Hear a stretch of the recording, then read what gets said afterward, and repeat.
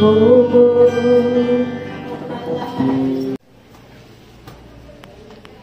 naman ako masasabi sa kapatid ko kasi mabuting kapatid talaga siya sa akin. Wala siya.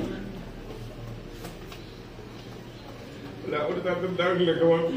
Pagtatalo ko. Sama ng loob na ibigay niya sa akin. Naging mabuti talaga siya. Kapatid para sa akin, kaya napakasakit po sa akin yung paghihirap na naramdaman niya bago siya nawala. Kung kaya ko nga lang umiala yung buhay ko para lang siya ay mabuhay. Kaya ko sanang gawin yun, kaso hindi ko kasi pwede. Yun lang po. Salamat po. Ito po, tatay ko. Ipag po ba? Tama po ba? Ay, manuga. Manuga. English major po. Alam niyo po, isa po sa pagkakailala kay tatay ko ay pagiging palabiro at masiyahin tao. At ayun po ang namana ko sa kanya sa pagsasama po namin. Si tatay po ay napaka masipag na tao. Sa katunayan po, ang pahinga na lang po ay nagtatrabaho po pa rin siya, nagalaw pa rin po kanyang mga bibig po, pag nagtatahinga. Si tatay po ay mapagbigay, kada punta po namin ay binibigyan niya po kami ng prutas, kung mangga, bigas po kapag bagong ani. Sa totoo lang po yung motor ko na flat na po dahil po sa mga bigay ni tatay. Napaka matulungin po ni tatay at maalalahanin po. Nung kami po ng asawa ko po ay nag-ROTC, buhay training sundalo, kami lang po ang sundalo pong hinahatid sundo po ni tatay. Si Ate Be po kapag madaling kapag ginagabi po, siya po ay sinusundo po ni tatay at hinahatid din po sa madaling araw. Ngayon po tatay, okay na po kami, huwag niyo na po kami ihatid, okay na po kami tatay.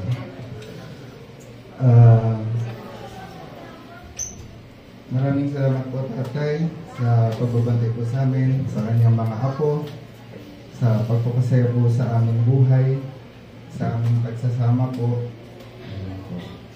At yun lang naman po, nakakataba po na marami po ang dumalaw sa amin. Si tatay po, wala po si tatay ang pinapay.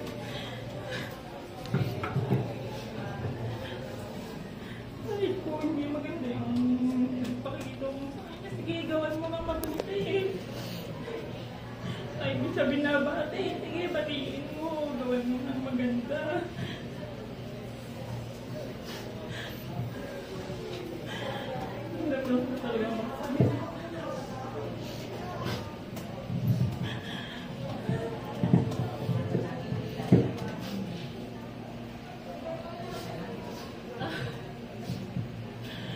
Tay, ano po, marami po salamat. Sana po bahagian niyo po kami ng lapang, ng lakas ng loob, kagaya po ng kapag po.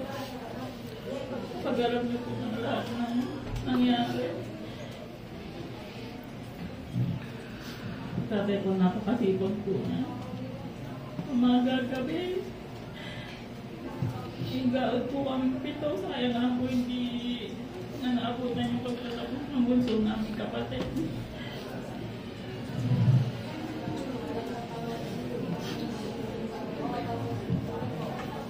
Proud na proud po kami sa inyo tayo. Sayang lang po na maiksi lang po ang inyong buhay. Pero ganun po talaga. Marami pong salamat sa lahat. Huwag po kayo mag-alala, hindi naman po namin pababayaan si Mama.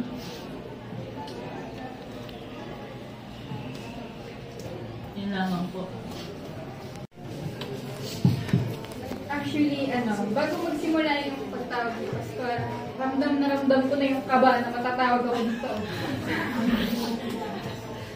So, marami naman pong nakakakilala kay tatay. Masiyahin, palabate. Kilala din siya na joker, syempre. Tapos, yun. Katulad ng mga sabi ng mga nauna, kahit nga hindi siya binabate, babatiin niya pa din. Mahilig siyang magbigay ng mga gulay, gano'n. Yung mga ka-church niya, hindi niya nakakalimutan, uy, si ganito, padala mo ng guyabano. Kailangan niya yun. Ng patola, ayun, yung mga, pag may mga harvest kasi sa bahay, ganun. Hindi siya nakakalimot. Yung may kaibigan din ako, pag dinadala sa bahay, mga klase ko, tinuturing niya na yung pamilya. Yun, ganun kabait yung tatay ko. Pero minsan, siyempre, wala namang perfectong tao. Kapag hindi siyempre, hindi may iwasang sumama yung loob. Kasi tao lang din naman tayo. Nagkakasala. Pero, siyempre, mananatili pa rin siya sa ating puso bilang ating kapamilya, kaibigan. Salamat, Tay. Pinalaki mo kaming kaya na namin mag-isa sa aming mga sarili. Hinanda mo kami. Yun. Isang lalaking unang hinahabol ni tatay, kaya po kami nagigitaw. Para din po kong pinagbiyak. Tatay ko po napakabait po. Nag-resign po ako sa trabaho noong December nung nalapo ko po ka. Tapos tinahingan na po yung buhay niya. Sabi ko, magre-rent. Hindi na po ako nag-rent. Nagkahul na po ako.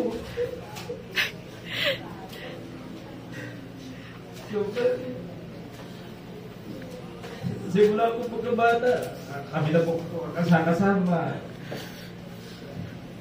Lalo po, lalaki po. Halos sila po lahat ng bigat ng trabaho. Pero nung tumanda po, nalaman ko po na ang hirap pala mong ilahan. Pag wala akong katuwang, napag-pay po ni tatay. Lahat po. Bata pa lang po, tinuruan niya na po kung tumuyo. Paano dumiskarte sa buhay. Lagi po niya ako binibigyan ng mga advice. Kahit po nung nabubuhay pa po si Lola, kasama niya po ako lagi. Napakabait po talaga yung dati. Hindi ko po ma-explain. Sobra. Tapos yun,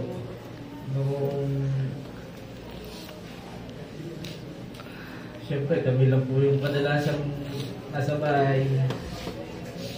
Lagi po kami nagkakwentuhan ni tatay. Isa po, naiyak na po siya, sabi niya. Wala na papa po. Wala na. Sabi ko, tay, kung malakas na kayo, inasama ko ito sa maghahalaman tayo, mag-ano tayo. So, minsan sinasabi niya, maglagay daw ko ng tolda doon para hindi daw po ako malabigan. Sabi ko, tay, pag nakulat naman, nasilong naman, may payong naman. Hindi naman ako sobrang nagpapainit.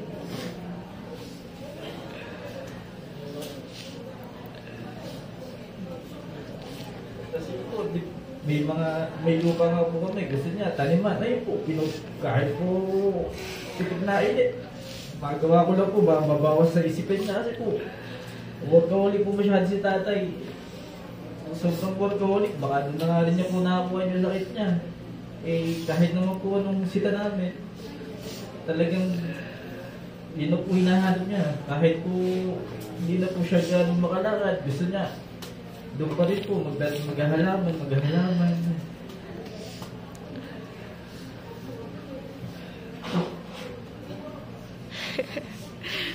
Kaya po nung nagmamanila po, kada nauwi po, talaga po lagi po. Kung baga sa lambing po, ako yung pinakamalambing, nag-iikis pa po kasali ng dalawa ni mama. Tapos, sobra po yun. Tapos nung nalaman ko nga po na gano'n, talagang lagi sinakamula si mama kung okay na si tatay, gano'n. Tapos, ayun yan. Hanggang sa bumitaw po si tatay, nandun din po kami, magkakapit. Grabe po talaga. Sabi ko tayo eh. Salamat tayo kasi tayo kumita ng sarili kong pera, sarili pagod, lahat, ng diskarte, paano kasama sa tao.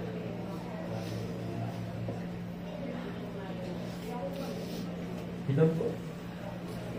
Yes, sir. Yung parang kamukha ko daw po yung kanyang bunso. Kami nga daw tinatawag na B1 and B2. No? Pero yun nga po, yun yung una pong natandaan ko sa kanya. Kasi nag-celebrate po kami nung birthday nung anak niya po. Tapos kinagabihan, gabi na po. Tapos pinatuloy kami na ni mama ni sir. And then, sabi niya nga po sa akin, hindi ko po talaga yung malilimutan. Sabi niya sa akin, dagdagan na naman pala yung anak ko.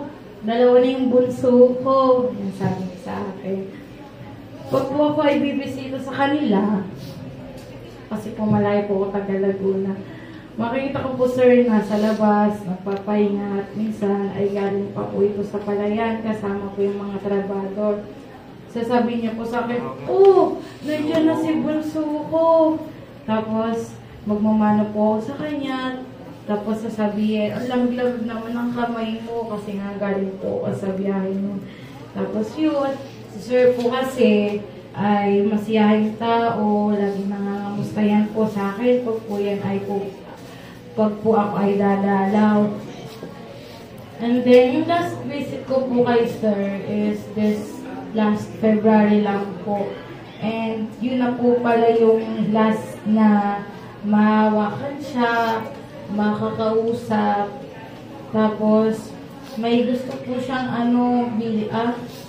may gusto po lagi siyang hinihiling sa akin. No? Mami, yung paglutuan ko daw po siya ng laing.